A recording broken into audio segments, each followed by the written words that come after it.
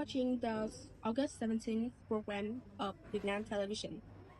Today's program will open with the information that Mekong Delta, Vietnam fertile land, is facing significant challenge from nature.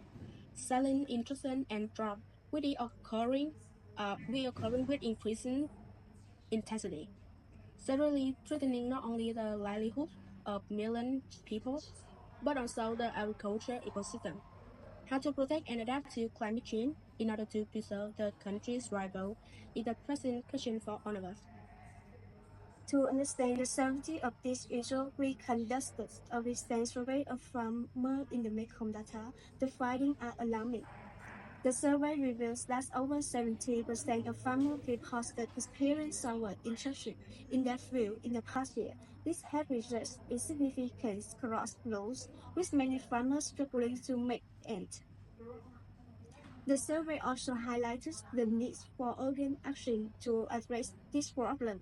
Farmers are calling for government support in the form of infrastructure improvements such as faster irrigation system and sewers to mitigate the effects of water intrusion.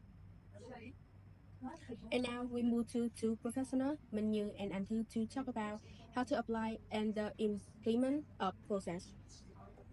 Hello, Miss Yu and Miss Tu. Welcome to our show today. I have questions for you. So, what do you guys think about two measure? I am about to propose below. The first is using the plant variety can withstand salinity, instruction, and draw wells. Especially this method, it has been and is being applied in Kandio district. And the second is to dig ditches and canals to store the water for drought seasons. So now can you give me your notes about two solutions, robots as well, suggest how to implement and apply them for everyone to know? For me, this is a mitigation solution.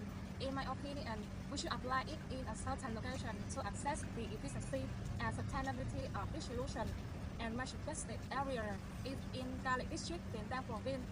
As little week before the conclusion of the rainy season is when the solution should be put into practice.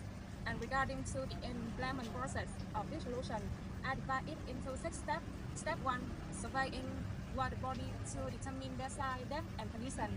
Step 2, evaluating the capacity to store water, especially in river. What short intrusion has increased or water level have dropped. Step 3, tracing in places that are drained either wet or dry. Step 4, checking for sediment erosion to stop damage to the environment. Step 5, evaluating the success rate of ditching to increase habitat or river flow. Step 6, monitoring fresh region on a regular basis to assess water body performance or sediment management. Thank you, Miss Yu. Now move on to Miss Tu. So how about you? I think we can use the salt tolerant plants and genetic resource to improve the plant biotic stress tolerant and other traits.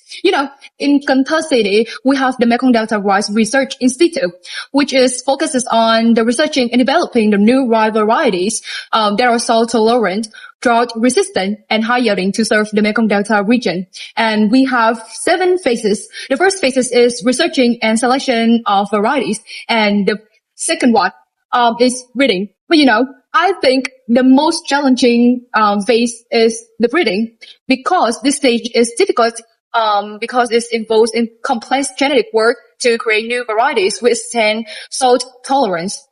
And conducting research before the dry season helps prepare solution for application during the dry season. Usually is on December to April.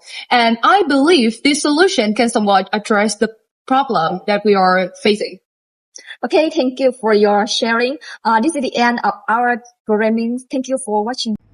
We are always looking for a solution to this problem. And Dr. Cẩm Tú, currently in Tiền Giang province, will provide us with some information about cost and who take responsibility. Hello everyone, now I am in Tiền Giang province and then I will interview Miss Yu and Miss Yim about law instruction and draw issues in Mekong Delta, especially in Tiền Giang province. For the first with Miss New, as you know, currently the Ministry of Agriculture has robust solutions, which may be the most optimal for local people to grow rice in the Mekong Delta. So the first solution is using plain variety that can withstand salinity instruction and draw well, and the second is the ditches and canals to store the water for drought seasons. So with those two methods, what do you think about them? And regarding the implementation cost, so do you think do farmers here have enough cost to implement most measure I propose for you? According to the information that I'm looking for, the total cost for two solutions is about 17 billion Vietnam đồng, and the cost may vary by 2 to 3% from reality due to the influence of other factors. And firstly, develop of tolerance. Uh, they said the minimum cost is about 45 billion Vietnam đồng, and in there they focus on the promising variety, and it is 20 billion Vietnam đồng. In addition, there are other the investment like project management, train by biotechnology, and chain transfer, and distribution and implementation. And the second, reaching the reaching the ponds and canal and use of the water storage methods. The cost is about 22 billion Vietnam đồng. Moreover, there are other investment like water storage methods and research and develop the new technology. And after looking for the information, I think this cost is quite high with our project. And I think the government should sponsor us. Okay, thank you for your time. Now we move on to Miss Yim for the second questions. Hello, Miss Yim. As I mentioned for you and Miss New about two solution that Ministry of Agriculture promotes for the local people in Mekong Delta. So, and one more important, if both of those methods are applied in agriculture in Mekong Delta, especially in Tin Gian province, your province, who will be responsible for monitoring the progress so that this project can be implemented in most effective? Well, with the first solution, the local research institute usually manage the agricultural trial as for reach out to the farmer. This is mostly handled by the government agency and NGO. The Institute of Genome Research in focusing on developing soil tolerant rye variety. Meanwhile, in Cần Giờ, the Vietnam Industrial Tropical Center is working on developing soil tolerant vegetable.